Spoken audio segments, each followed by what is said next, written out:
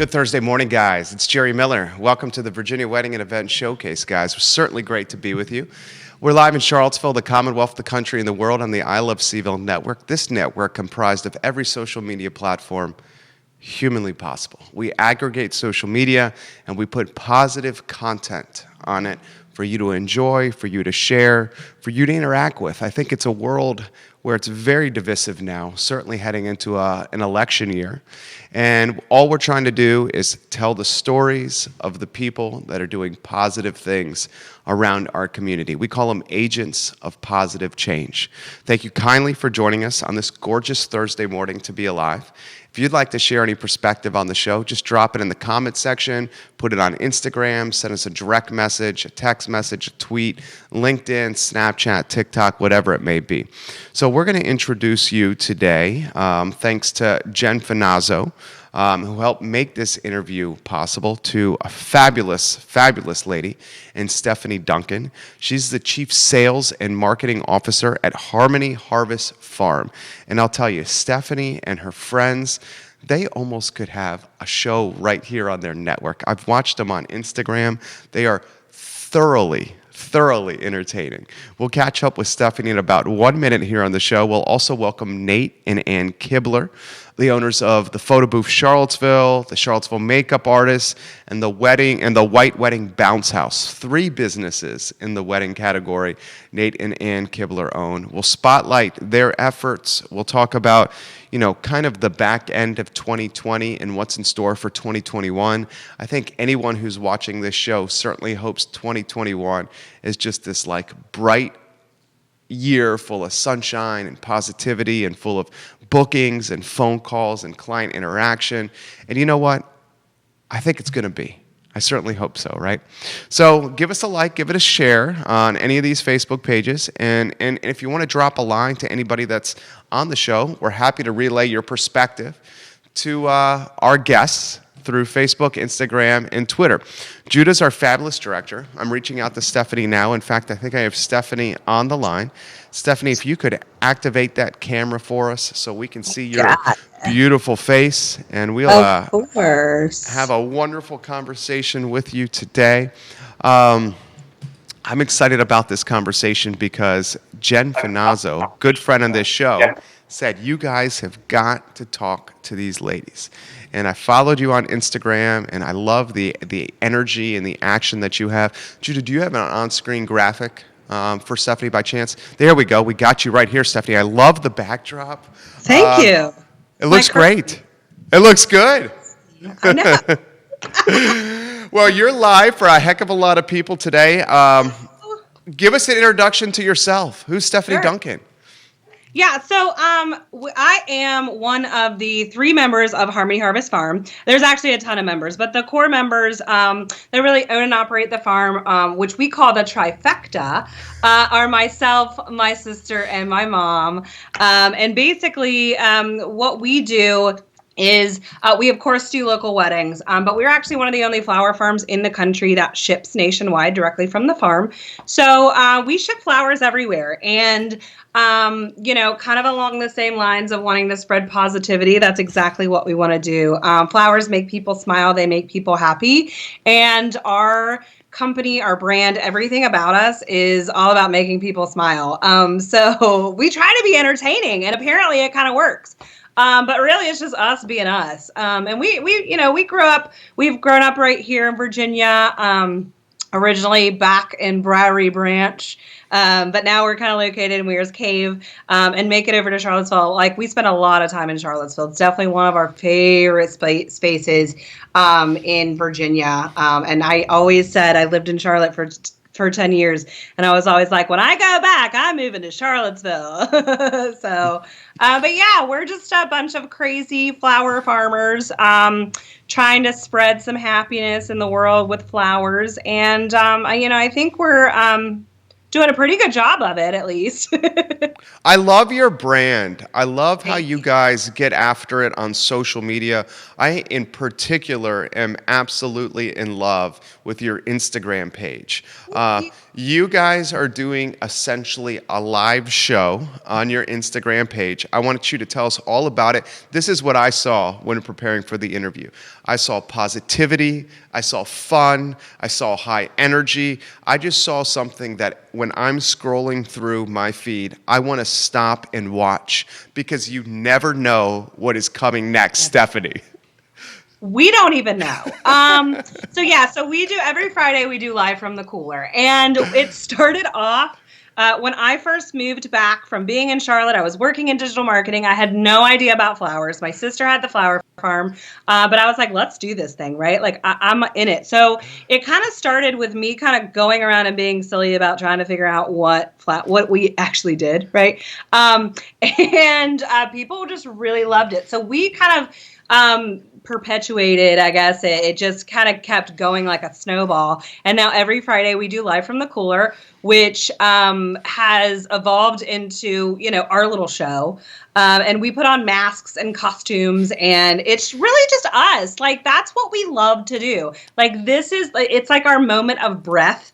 At the end of the week, we just work really, really hard. We're going a mile a minute, and we get to take, 15 minutes on a Friday, dress up like crazy people, and talk about everything that goes on at the farm. And we talk about products, and we talk about, flowers, and it is 100% real. We actually have no experience in video editing, so everything is one take.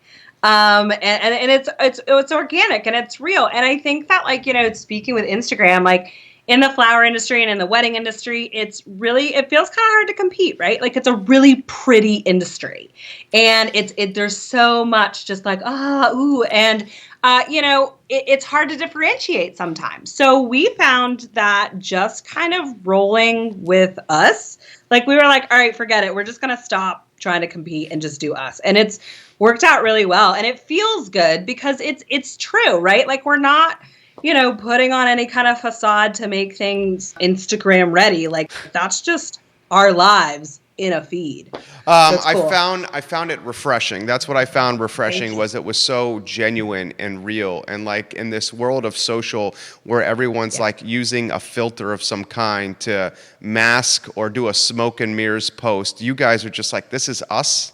Yeah. Interact with us, love us. We're getting questions here on the feed. This one is from Ernest Hogan. Jerry, can you ask them the history of the farm and how they got to this point? Sure, absolutely. It's all my sister's fault. So my sister, Jessica, who is our master grower, she's also our resident designer. She went to Virginia Tech, studied horticulture, worked for some distributors of, horticulture stuff, was like, I want to do something different. Like, I feel like I was supposed to have my own business. Me and her kind of share that, we share that entrepreneurial spirit, which if anybody has it, you know exactly what we mean. Like it's almost impossible, like you can't stifle it at all. And so we were actually on a family beach trip, and it was like we were trying to figure out what we wanted to do. And my mom just kind of looked at my sister and goes, where do florists get flowers? And my sister was like, phew. So in 2012 is actually when we bought the property that is now the farm. And it's taken us a while to really kind of build that up. There was really nothing on it, which is great because it was like untapped land. And now we've, since being there, since 2012, we've of course built a shop, but we've also got 7 greenhouses, and we have 9 field acres that we harvest out of. So we grow about 200 varieties of flowers. And like I said, it was mainly my mom and my sister until 2018 when I decided to make a big life change. And, the mountains called me back. And being, in that digital marketing space for so long, it was kind of like, my skills were needed to really take our business to the next level. And, it's been a ride, but it's been a really awesome one. And I can't think of anything else that we're supposed to be doing and anyone else we're supposed to be doing it with. But yeah, we just kind of at a whim decided let's do a flower farm. Oh my gosh, I respect that so much. And the aha moment, was it where do florists get their flowers from? Yeah. Was that the aha moment? Yeah, that was it. Yeah, where do florists get their flowers? And at that time, like today, there's a lot of flower farms out there. Like, and they're kind of more micro, and that's great. Like we love that. And so before it was a little less saturated, so maybe it was a little bit, there wasn't as much information out there. So we definitely had our own challenges, just like any other business, just like any farm. It took us a while to figure out, what we wanted to do and what we were going to grow and how we were going to sell it. And we actually ended up starting another business because we're crazy, where we were shipping products out all the time. And at that point, we weren't shipping flowers. And, Jess just kind of looked at the FedEx guy as she handed off the package and said, okay, wait a second. Why can't I put flowers in a box? And at that time, no small farm was doing this. It was only, your big production farms that were actually shipping flowers. And we just kind of were like, hey, let's check it out. And we've been successfully shipping flowers off the farm since 2017. So That's awesome. Yeah. So what does that exactly consist of? Are you shipping directly to say like a husband who's trying to make an impression to his wife? Are you shipping directly to say someone that's doing a bouquet for a wedding? Is it all the above? All the above. So we have kind of two categories of flowers. We have like our everyday stuff, which is basically like, a bouquet. I want to send a bouquet. We also have DIY boxes. We're always launching new products. Like we're kind of nuts like that. Like there's always something new and weird going on. And then we have our bulk flower collections, which anybody can buy anything. We do offer wholesale on our bulk stuff. So, your florists, absolutely. We have a big market for florists all over the country who buy flowers from us because we are certified American grown. And that's another really big thing for us with both of our companies is just kind of bringing in that domestic vibe, bringing in the domestic feel. We definitely take a lot of pride in the flowers that we produce. And so, yeah, it's for everybody. Flowers are for everybody. Especially in 2020. Yes. Yeah, and it was funny because COVID, COVID. Right? That COVID. Name anymore. I don't even call it by name anymore. Right. I just say that, what. It was actually, it was a make or break moment for us because we were traditionally like wholesale previously, and obviously all the weddings kind of dwindled down. So we have all these flowers because we're still growing. And what do we do with them? And we actually ended up launching our first kind of like our everyday flowers, which is bouquets and DIY boxes and things in April of this year. And nice. It's been awesome. We actually found out we love doing everyday flowers. Love it. Like it's so much fun. It is so much fun. We just love it. So give us some perspective. We love here in Charlottesville. I mean, as you know, because you're in this industry, Charlottesville, arguably the wedding capital of the East Coast. I mean, Charleston maybe gives Charlottesville a run for its money, but it's Charlottesville and Charleston here. This industry, and you have friends in it, we have friends in it. We're about to feature a husband and wife who have 3 businesses, and those 3 businesses are directly tied to weddings. They already have a kid, and they're expecting triplets. Okay, so we're gonna. Oh my God! I know. So we're gonna welcome them on the show to spotlight a GoFundMe that we have going for a diaper fund, and to just highlight their businesses as we try to turn the corner here. So I'm going to give you an open-ended question, and then I'll unpack it and go a lot of different ways here. The wedding industry and the events industry, as we know, Stephanie, has gotten hammered, and it's such a big part of Charlottesville and Central Virginia. Anywhere you want to go on this topic, I know it's important to you and to your family business, this industry. Any perspective you can offer us here? Yeah, I mean, I think that if we want to look at true tests of a business, it's been 2020 and the entertainment or events industry. Like, I mean, just getting hammered. And I think that, pivoting has been really important, figuring out like getting creative, and small businesses have this unique ability to pivot, to find different ways to put their products out there to get people to engage with their business. And it's been a lot of hanging on, right? I mean, it's just been a lot of hanging on. We also do weddings as well, and almost all of our bookings got either pushed to the fall or to next year. And I think 2021, like we're all kind of like balancing on this, like, well, teetering on the notion of, is it going to like, it's going to be the best thing ever, but it might also kill us. But we're looking forward to it. And I think that, it really, it shows a lot about business resilience and small business resilience and what the people who have been able to overcome all, it just shows you, people, even when the hardest challenges come in front of them, they can overcome this. And it's all about getting creative. Like I said, we were mostly selling to florists and weddings, and all of our income stopped in March. Just stopped. Everything stopped. And we said, oh God, what are we going to do? Like, we have to do something. We still have all these flowers planted. We got to do something. And so, for us, because we have the ability to kind of pivot our products to every day. But at the same time, there is this market of micro weddings. I actually was supposed to get married in June this year. And it gave us a huge perspective into what brides this year, what couples this year are going through. It's a tough one. And I think that, one of the biggest things that has been hard for small businesses is, the contracting piece. Like, you want to make these people happy. Like, you want to feel bad. Like, you don't want to be the vendor that says, no, I can't give you your money back. But at the same time, like, there's a contract and you're struggling and they're struggling.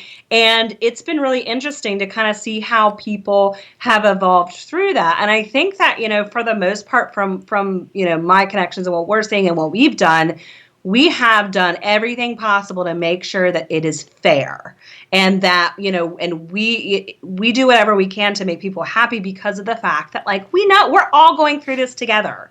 But I think, from the wedding industry, I think resilience, I've seen so many people just change and evolve and become so resilient that they've at least been able to sustain until next year. And now we're starting to, next year bookings are starting to come in, and we've kind of, it's starting, you can exhale a little bit. We're all a little, you never know what's going to happen, but we're trying to exhale a little bit, knowing that, like, it's temporary. We've made it.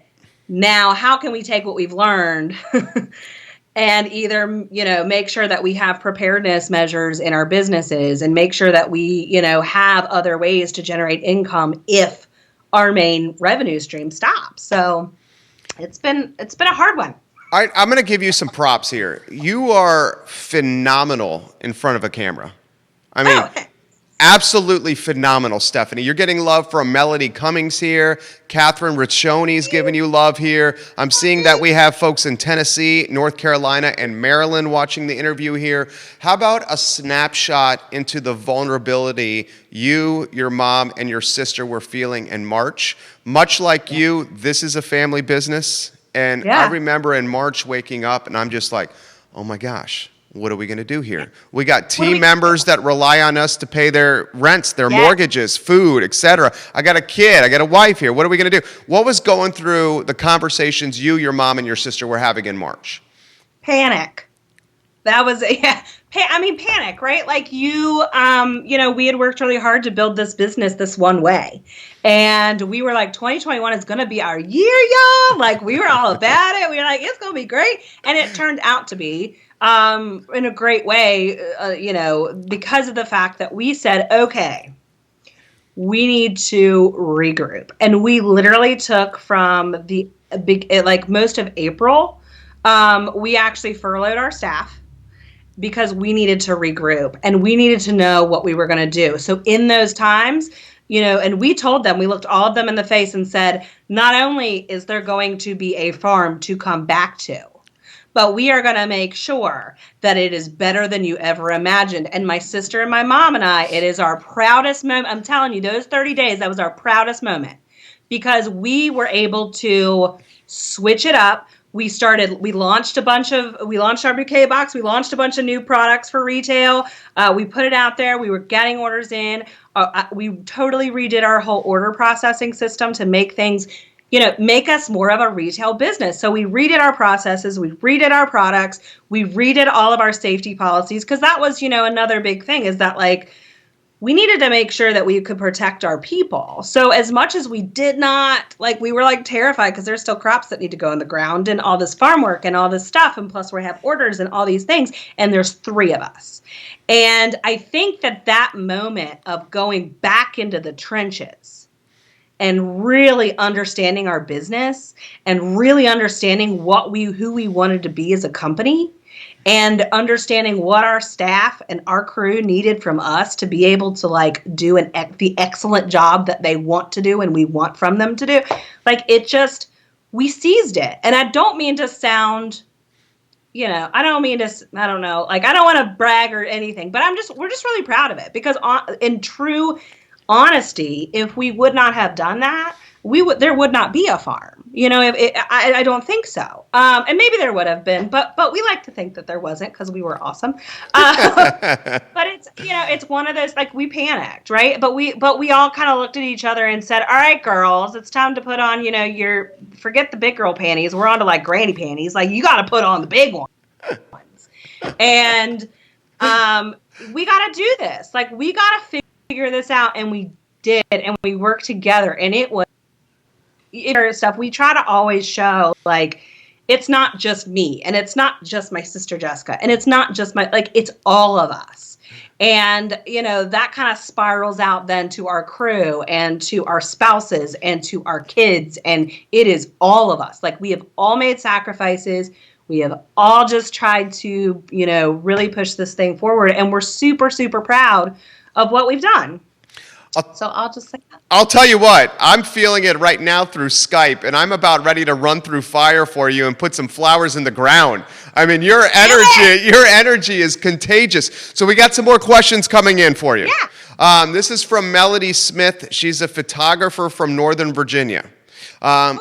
She says, can you ask your guests how many weddings they had on the books for 2020? How many actually happened? How many were postponed to the next year? And then ask her if she has any advice for me as a photographer, because all mine got canceled as well. Yeah. So, okay.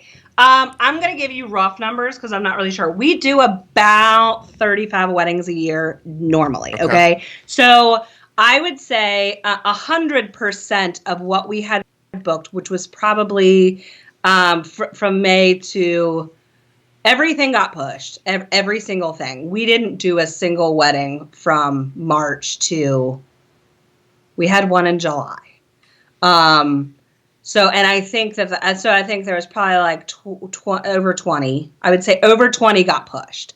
And then some got rescheduled for the fall, and some got totally pushed to next year. So we were very lucky because we had none cancel. Which is shocking. I have no idea how we dodged that bullet, but none actually canceled. They did revise, right? Because a lot of what people were doing were having what I call a snack wedding, where you just something to tide you over until you have the big party next year. And so budgets got moved around and stuff. And I can definitely tell that for a photographer, that would be tough because things are going to get pushed to the next year. I think that, as far as advice goes, I think it's a little bit different for everybody how to kind of manage that. As of right now, just go after the business because it is there. It's coming back. Even for this year, we're actually booking some stuff for the fall. Now it's all really small, right? It's smaller. It's definitely not as big. But what we actually did, and this might apply. What we started to do was we launched a quick and pretty package, which is basically like a really pared down version of a bouquet. And you can either do like a bouquet and a boutonniere, or 2 bouquets or 2 boutonnieres, or however you want to do it.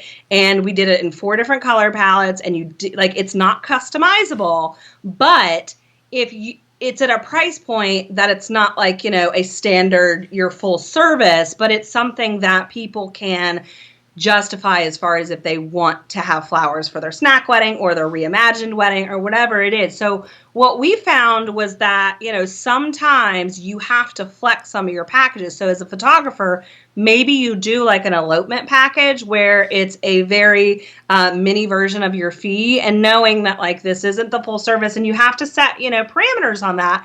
But maybe finding ways to set up packages that make your art a little more accessible in this transition, because it's really hard for us, obviously, like from floral design to photography, like I'm not an artist, but photographers, they're highly skilled. I can't do what they do. A lot of people can't do what they do.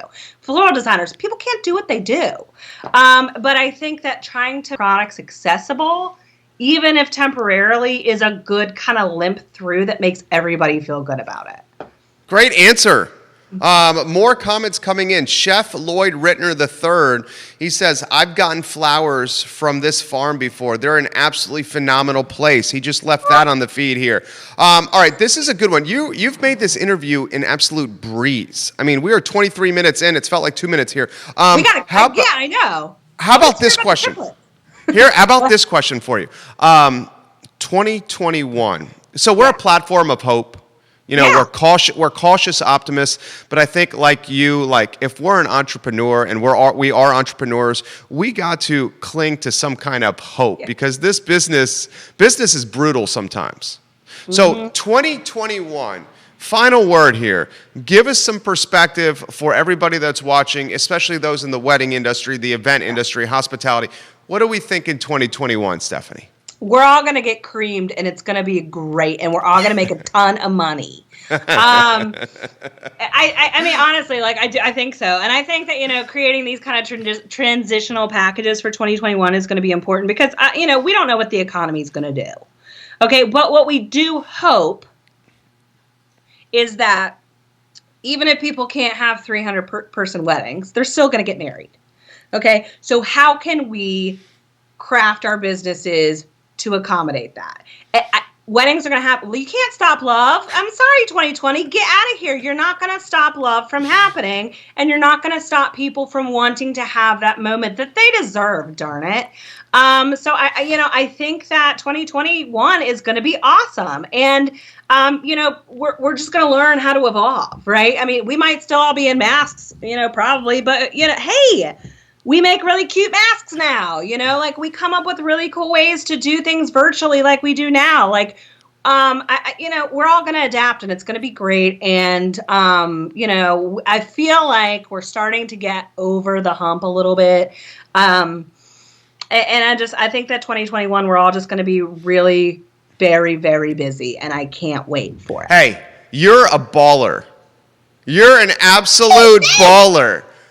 I mean this. Thank you for a phenomenal interview. You crushed it. We'll send you everything later today. Thank you so much. You're so welcome. You have a good one. Thank you. This has been awesome. It was awesome. Bye, Stephanie. She is amazing. Oh, I love that energy in the morning. I absolutely love it. Judah Wickhauer, how about that, right? Judah Wickhauer is our fabulous director. Let's get Ann and Nate on the line, J-Dubs. I'm reaching out to them now. I'm looking forward to catching up to one of the power couples in the wedding and event industry, Ann and Nate Kibler. We'll highlight their GoFundMe. We'll catch up with two people that are absolutely amazing. Guys, we have you on the line. If you could just do us a favor and act. Oh, there we go. There we go. Hello. Good morning. How are you guys? Awesome. Doing How are well. you? We made it on by about 30 seconds for this new life. We don't even have three-time babies yet. Welcome back. We love having you. All right, let me start with your beautiful better half over here. Ann, introduce for the few that do not know you. Introduce you and Nate and your wonderful family to everyone that's watching. Hi, I'm Ann Kibler, wife of Nate here. I am a local wedding vendor. We own Charlottesville Makeup Artists, where we do on-site hair and makeup for brides. And I am also Pregnant with triplets. You are. And you show it certainly on social. How's Dad hanging in there? Dad, you doing okay? I'm doing good. Yeah? I'm actually doing pretty well. I had a couple months where I was very overwhelmed, but I feel like we're being prepared for the moment, and I'm just getting used to all these new responsibilities I have around the house and doing all the grocery shopping and the cooking and all these things I never even thought I could do that she can't do because she just has a hard time moving around now. She's almost 32 weeks with triplets. It's like basically being 10 months pregnant already with a singleton baby, so it's really quite bizarre. I'm basically handicapped. Nate does everything. That's awesome. Well, Nate is a great dude. And how does it compare? How does this pregnancy compare to your first pregnancy? Oh my gosh, it is totally different. I am very optimistic in general, and I usually, I'm also kind of like I like to think of myself as very strong mentally when it comes to like health and fitness stuff like this. And, I figured this would be fine. I just thought it would be easy. My first pregnancy was pretty good. And I just thought it would be like a little harder, than carrying one baby. Because, how much can they really take? They're a few pounds, really? But let me tell you, I will have to say it is definitely, it's like having 3 people take your life force, like in a good way, because they're growing. But it's like, it's way harder. And like, it's a lot, man. Any moms out there, like it takes a lot because it's not the babies that weigh a lot. It's the placenta, and I have 3 of them. Amniotic sacs, I have 3 of those, and the fluid, I have triple. And it's just it's tough, and all the hormones and stuff. So it's a lot of fun. Not to mention hormones of 3 other girls. So she has hormone for 4, which makes it really easy for me most of the time. Oh, gosh, I know exactly what you mean. No, I actually don't know what you mean, but I kind of know what you mean. All right, Nate, let me ask a follow-up question to Nate then. How are you hanging in there, Dad? How are you, Dad? Well, I'm doing well. It's one of those things that it's completely unexpected in life. It's like you told me this time last year that, I'm going to be a dad of 4 in October. It's impossible. You don't believe it. I tell somebody they are a liar. So like I said, it was very overwhelming at first. And I know we'll have moments where it'll be overwhelming. We don't know how we're going to do this, but, we're just thankful for grace and chance. And, I'm to the point now, like we've done so much to prepare for this that I'm honestly I'm ready to meet them. I'm ready to meet the girls, and, we get to see them in the ultrasounds, and they're already part of our life. And we found out yesterday, like they already, can I say that? Yeah. They already have, they have hair on their heads, which is crazy. Yeah. They have already seen that. We saw the hair floating. What? Like it would have like a decent amount of hair. Well, obviously you got the hair from Mom over there. All right, let me throw this to you. So, Ann, you got a lot of moms giving comments right now. Let me throw this comment right here. This is from Gina Hall. Gina Hall says, Jerry, I am 8 months pregnant right now, and I'm just having the hardest time getting through the end of my day. I am constantly exhausted. How does your guest do this with triplets? Any advice that she can offer me? Well, I've got Nate, so he helps most of the time. That's now my part-time job. All right, so Gina, call Nate. He charges $150 an hour. Call Nate. I like that. That's a good rate. Honestly, Gina, just keep your strength and keep your faith. Yeah. All right, how about this question that's coming in? Do we have, when is the due date? Are you guys ready at home? Can I ask that question? If it's too personal, let me know. No. Okay. I asked her We're an first open book, Jerry. You know that.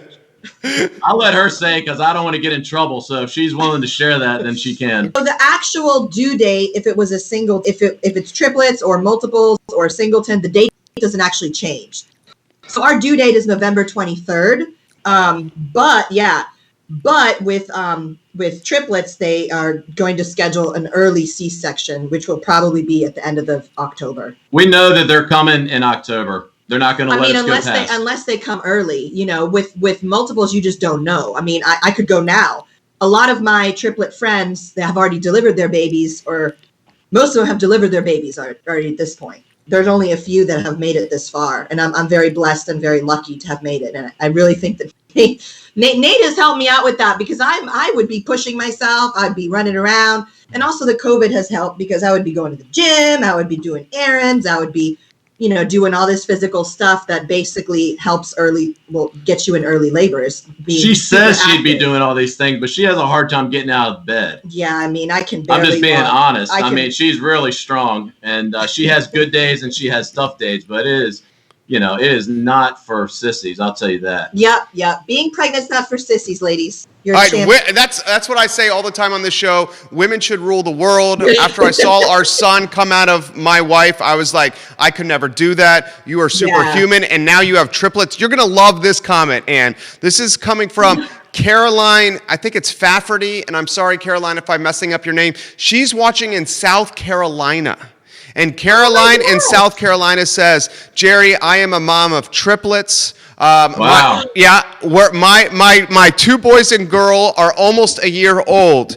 Please pass along to your guests to get a strong support system of other twins and triplet moms. Having multiple childs in your belly is a gift from God, and I remember it being such hard times that I never thought I would see the light at the end of the tunnel. Now that they're born, it is so special, and I feel like the luckiest mom in the world. Oh my gosh. Yeah, that's amazing. Thank you so much for sharing that. Thank you so much for sharing that. Are you, because you guys are so active on social, and are you seeing, are you joining other groups with other moms with multiples? Yeah, totally. We started an Instagram originally for, just keeping track of the pregnancy and just letting our family overseas, because I have such a big family in Belgium. And then my Filipino family is huge too, just to kind of keep track of it. The Instagram, if anyone's interested, is at Kai, KAI _ plus PLUS _ IPLETS. So people can contact me that way. But, I started that just for fun, and it just kind of grew, and it's really helped us connect with other triplet moms. It's been really fantastic. Social's really good for things like that. Amazing. If you need like a community, it's been really great. I mean, because how do you meet? I mean, until I was pregnant with triplets, I never even heard of anyone having triplets. I mean, it's just so far beyond my reality. Definitely helped her a lot meet other mom triplets. How do you say that? Moms of triplets. Well, just logistical things. I mean, I have two hands, two boobs. There's two of us. With twins, it's like, okay, well, you have one, I'll take the other. But with triplets, there's a sense of chaos. There's a sense of loss of control. And then, like, how do you fit them in the car? And, like, what stroller? Like, how do you, like, just logistically, how do you keep track so that one doesn't run off? And it's like, it's been really helpful for that kind of stuff. I also want to say this about Ann's Instagram. Like, I truly believe that God has given her a platform for, moms. And so, she just started this in May, basically document her journey, put some belly pics up, and like women have literally started following this journey from all over the world. And, she's very honest about our infertility journey and all the IVFs it took, traveling the world to get pregnant with these girls. And, they just reach out from all over and just say that, her story is an inspiration, and they ask for prayer, and they just ask for guidance. And, I know that she's being, really an inspiration, I think, to a lot of people. It's been really nice to be able to mentor and, infuse hope into people. Oh, that is awesome. It really is. Like, because it takes, and it's like, I've walked in their shoes. I know what it's like. I know the hopelessness. I know how hard it is. And it's like, it's sometimes, you need somebody who's been through it, who's on the other side, who's strong enough to give you the encouragement. Somebody like that for me. And I don't know how I could have gotten through it without her. Oh, that was beautiful. Beautiful. All right. Another, this one's coming in for Dad here. And Judah, let's get the GoFundMe link on screen if we could. So this question is, Jerry, let's not forget about Dad here. We know Mom's doing all the work, but the Dad's doing some work as well here. Dad, how are you holding up? Dad, what are you doing for strength? I mean, dude, you're a physical specimen already. You're a strong guy here. But I know, and we only have one. I know sometimes, Nate, that sometimes it is it's tough on Dad too, and I'm not in any way comparing it to what Mom is going through. Mom and the ladies are the rock stars, but sometimes, Nate, it is dark as a dad, right? Give us some perspective here. Well, we have 3 girls coming, and I have to thank God that we do have a 4-year-old son. We are starting. He really likes sports, which I have never forced it on him, but he's really starting to love basketball, football. You know, I take him out on the golf course. So I know that our bond will get stronger, which is really cool.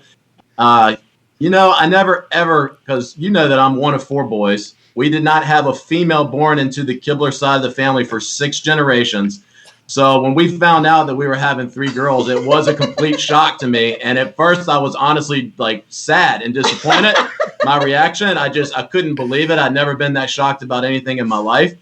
But I just believe it's part of the calling, you know, and these girls have a special calling on their life. And I just, you know, believe in my heart that they're all going to be very special. So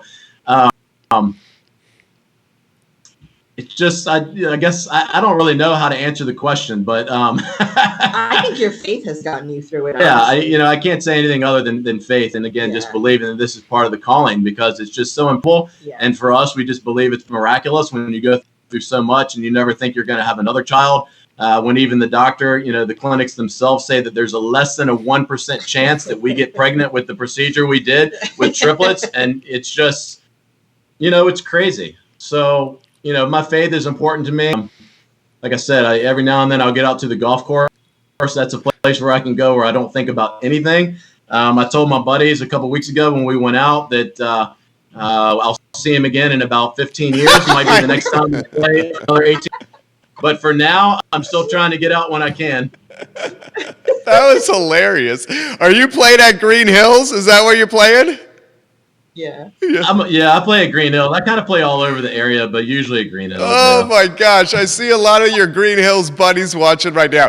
What did your brothers say? What did your parents say? Your grandparents say? Any of your extended family say when 3 girls were in your wife's belly and you found out? Especially with 6 generations of dudes. And guys, if you know anything about the Kiblers are men's men. They are like dudes. Is that safe to say? These guys are dudes. Yeah. So, man. Yeah. I mean, most people just laugh. I mean, you know, when we asked people on social media to predict, like, it was crazy how many people like predicted all girls. I thought they were just trying to mess with me. I don't know how many people actually really thought that was going to happen. But I mean, you know, you hear everything from, you know, get ready for all the weddings and, you know, college and all this stuff, that I was like, honestly, you know, man, we're just trying to have a healthy pregnancy, and we'll take it like one day at a time. I can't even begin to think about those things. I mean, we're just trying to keep them alive for a while. You know, we're not thinking about, you know, periods and stuff later on. We're just kind of taking it one day at a time. But you talk about being the man's man and all that. I mean, it will soften my heart. It's already softened my heart. That's great to hear. All right, throw this to you guys here. We want to highlight some weddings here. How do we think the back end of this year is going to perform, and what are your customers asking, calling, requesting for 2021? I think we all have our fingers crossed that 2021 is going to be bananas, right? Yeah.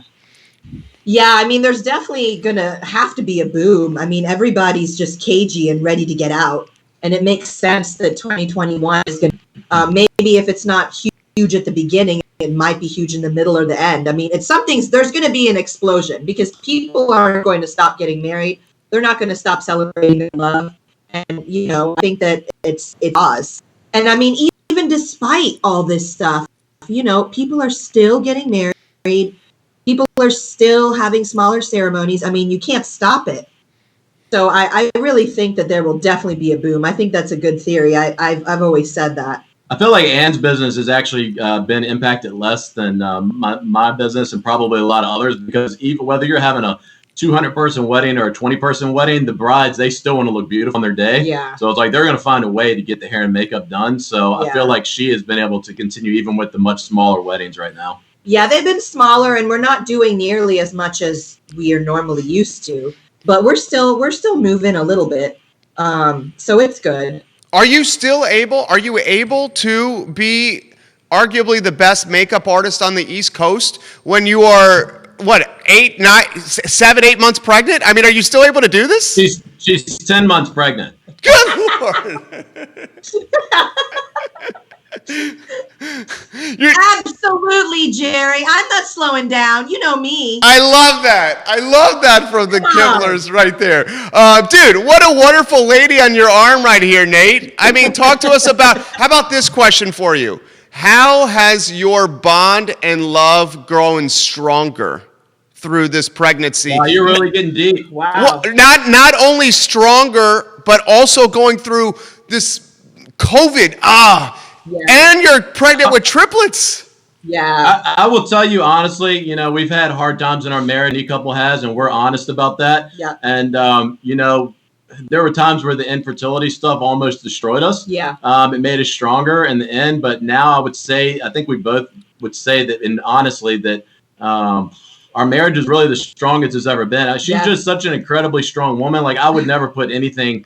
I would never put anything past her to watch what she's gone through with the infertility and just to keep going and keep going and keep going. Even when I was ready to stop, when her closest friends and family were telling her just to, just stop, like, it's enough. And she just persists.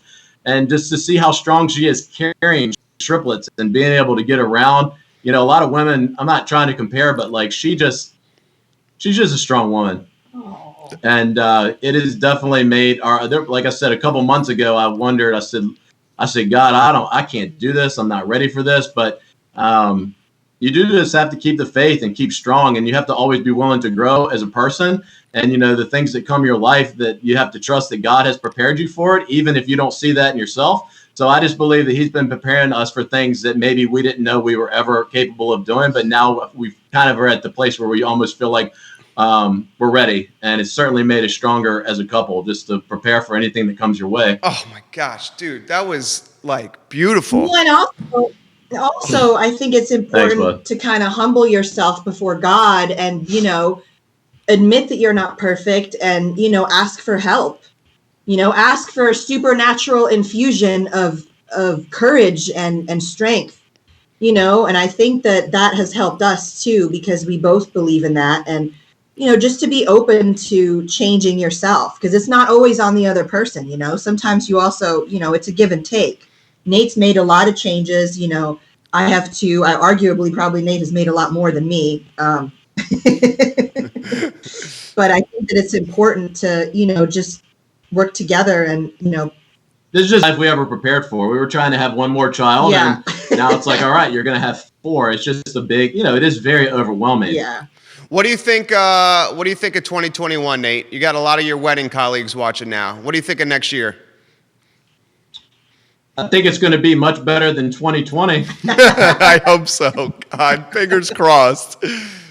Well, there's been so many weddings that have been postponed, and I really just think that after the election and some of the craziness in the world, I think that people are probably going to read the year, and I think that we're going to see, okay, it's going to be okay.